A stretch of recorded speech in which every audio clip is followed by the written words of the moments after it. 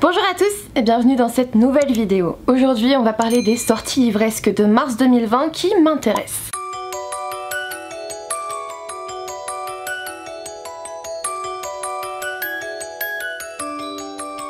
Le premier roman que j'ai noté en sortie mars 2020 c'est Stream Sailors, le tome 1 qui s'appelle L'Héliotrope, il me semble, c'est aux éditions Gulfstream. Et je vous avoue que je l'ai vu passer en fait plusieurs fois sur Instagram, j'ai l'impression que c'est un roman de fantasy. Je n'ai pas lu son résumé, je ne l'ai pas lu, je ne veux pas le lire, mais il m'intéresse très fortement. Regardez la couverture et à quel point elle est magnifique. Ensuite aux éditions Rivka, il me semble, il y a Gods of Men dont j'adore la couverture, voilà, qui m'intéresse beaucoup. Alors je ne sais pas si Livre Paris va avoir lieu avec la conjecture actuelle, le corona, tout ça, voilà, les rassemblements, mais si jamais Livre Paris a lieu et que je peux y aller, hein, et que j'y vais, et que voilà, on sait jamais, hein, peut-être que je serai malade, peut-être que c'est moi qui l'aurai en fait, ben j'aimerais bien me le prendre à Livre Paris en fait. J'aime beaucoup la couverture, l'histoire ça a l'air d'être de la fantasy aussi. Franchement ça m'attire bien. Ensuite j'ai noté la parution d'un thriller aux éditions HarperCollins dans leur collection noire. C'est Les cicatrices de Claire Favant et je vous avoue que j'hésite encore. En fait j'ai reçu un mail il y a 2-3 jours je crois et j'hésite à leur demander parce que je sais que j'ai vu Séverine de la chaîne Il est bien ce livre bien aimé mais pas plus que ça en fait. Elle a dit qu'il y avait plusieurs choses qui ne lui plaisaient pas. Maintenant il y a des coups de cœur de Séverine que j'ai pas forcément beaucoup aimé, donc je me dis peut-être qu'on a des avis totalement divergents. Moi ce qui m'attirait dans Les cicatrices c'est que j'avais l'impression qu'on allait pas mal parler du passé du tueur en série ou en tout cas des personnages principaux et si on parle de leur passé on parle de leur personnalité et donc on va parler un peu psychologie, psychiatrie peut-être. Je sais pas, je réfléchis, je vais me donner ma réponse ce soir, donc voilà. Si vous le voyez dans un update lecture, c'est que j'ai accepté, sinon bah non. Ensuite il y a la réédition aux éditions J'ai lu de Rosen, le tome 1 de Laetitia Danae. Je vous avoue que moi ce qui m'attire là-dedans c'est la couverture absolument magnifique, mais juste absolument magnifique.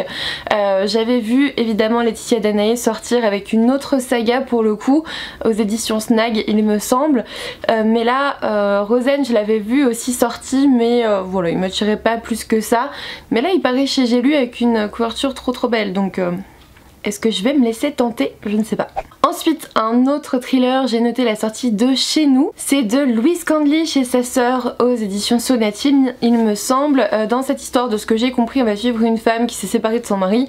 Et en fait, ils vivent donc de façon séparée mais dans le même appart. Je ne sais pas, j'imagine que lui il le prend le matin et la nuit ou j'en sais rien. Enfin en tout cas ils se partagent un appart peut-être une semaine sur deux pour les enfants. Peut-être que les enfants restent, en fait je me souviens plus, ça fait un moment que j'ai lu le résumé, mais peut-être que les enfants restent à l'appartement et que bah ils viennent selon leur tour de garde peut-être.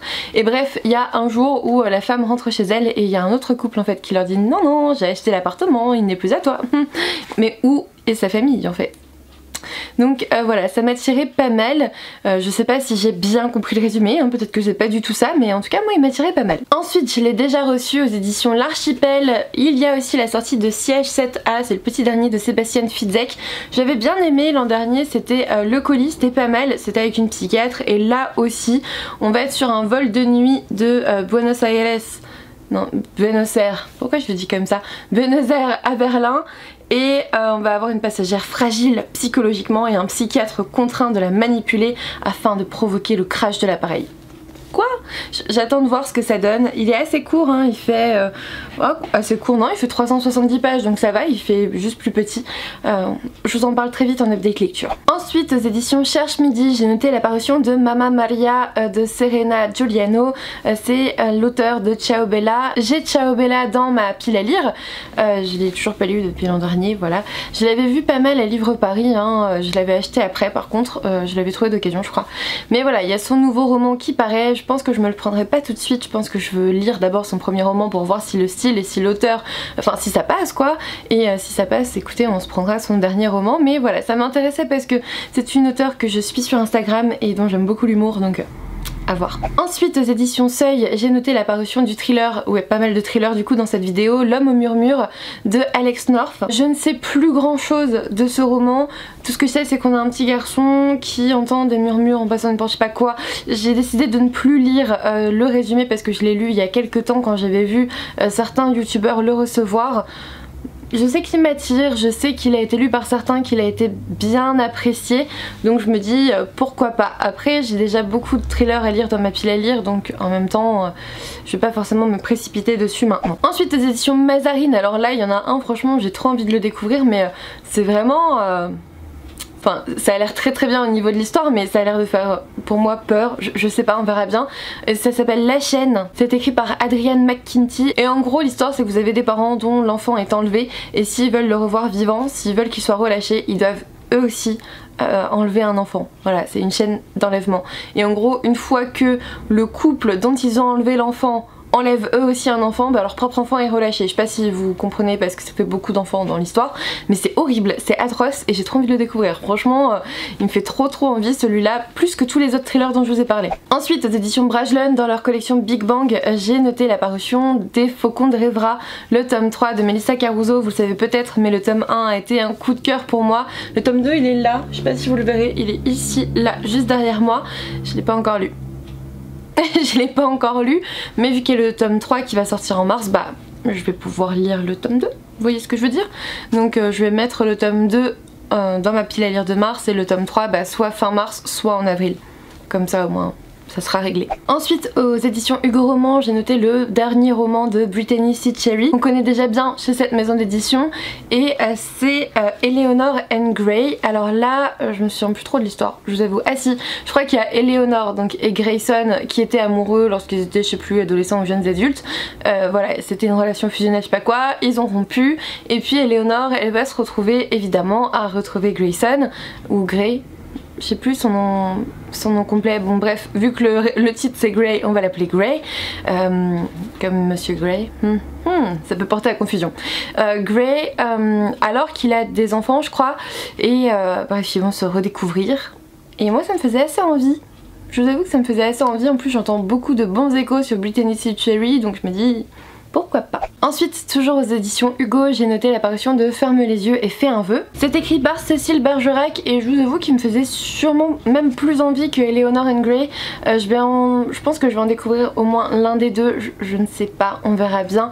Je me souviens plus du résumé, je l'ai lu ces derniers jours pour préparer cette vidéo et puis j'ai totalement oublié de quoi ça parle, c'est incroyable. Je vous laisserai aller voir, comme d'habitude je vous mets tous les liens en barre d'infos de tous les romans dont je vous parle, comme ça vous pouvez aller voir directement. Ensuite, alors là j'espère le recevoir et puis surtout j'espère pouvoir le lire rapidement et surtout j'espère l'adorer.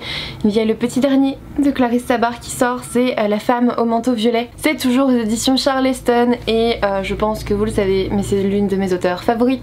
Donc forcément j'ai envie de découvrir son petit dernier, en sachant que j'ai pas découvert celui de l'an dernier je crois.